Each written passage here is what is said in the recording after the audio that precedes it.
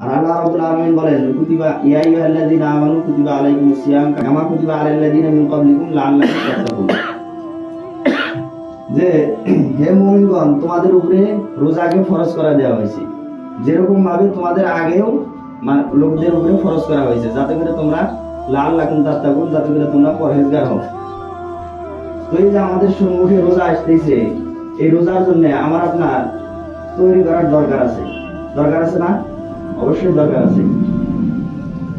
হুজুর সাল্লাল্লাহু আলাইহি ওয়াসাল্লাম রজব এবং শাবান মাস থেকেই রমজানের তৈরি শুরু করে দিয়েছেন।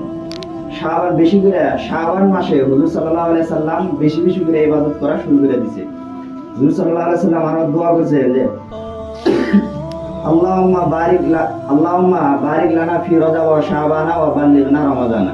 যে হে আল্লাহ, আমাদেরকে রজব এবং শাবান মাসে আমাদের প্রতি বরকত দাও, আর আমাদেরকে রমজান পর্যন্ত আমাদেরকে পৌঁছায় দাও। আমাদের মধ্যে কত সাথী ভাই আছিল যে গত রমজান মাসে একসাথে ইফতার করছি বা একসাথে হাঁটাচলা করছি, কিন্তু এই রোজার মধ্যে তারা নাই। কিন্তু এটা আমাদের মানে খুব বড় খুশকিসমতি, আল্লাহ আমাদেরকে সুযোগ দিয়েছে যে আমরা আর একটা রোজা পাইছি। এই রোজার এত ফজিলত যে এই রমজানের উসিলা করে, রোজার উসিলা করে জাহান্নামের শাস্তিকে আটকে দেওয়া হয়। আর আল্লাহ রাব্বুল আলামিন বান্দার প্রতি এত মহব্বত করে যে কোনো ব্যক্তি যদি আল্লাহকে রাজি খুশি করার জন্য যদি রমজান মাসে যদি কোনো নফল ইবাদত করে, তো অন্য মাসের ফরজ ইবাদতের সমতুল্য তার নামায় আমলে সব লিখে দেওয়া হয়। আর যদি কোনো ব্যক্তি কোনো ফরজ ইবাদত করে, তাহলে অন্য মাসের 70 ফরজ ইবাদতের সওয়াব তার নামায় আমলে লিখে দেওয়া হয়। সুবহানাল্লাহ। তো আল্লাহ চায় যে বান্দা তুমি আমার কাছে আসো, কিন্তু আমার আপনার সুযোগ হয় না যে আমরা আল্লাহর দিকে যাই।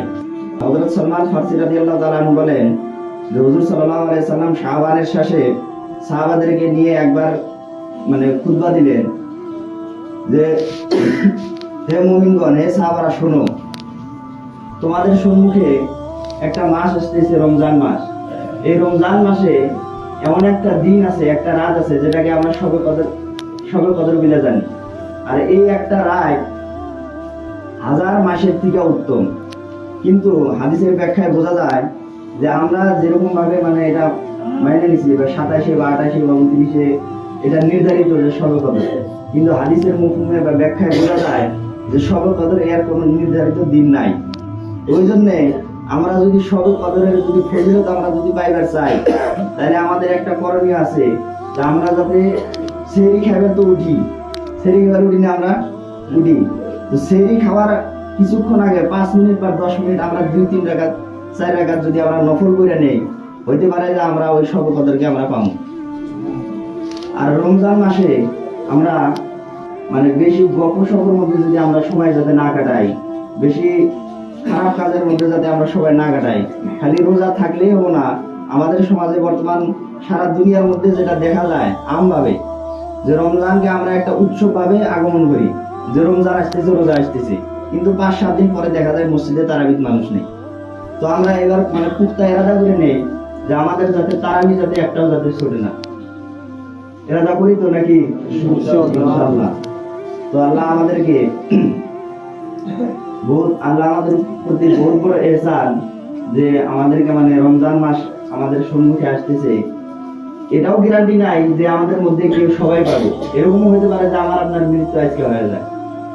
তো আমরা বেশি বেশি করে দোয়া করি বা বেশি বেশি করে রমজানের যদি আমরা পাই, তাহলে আমরা রমজানের প্রতি রমজানের করে আমরা যাতে ফায়দা উঠাই।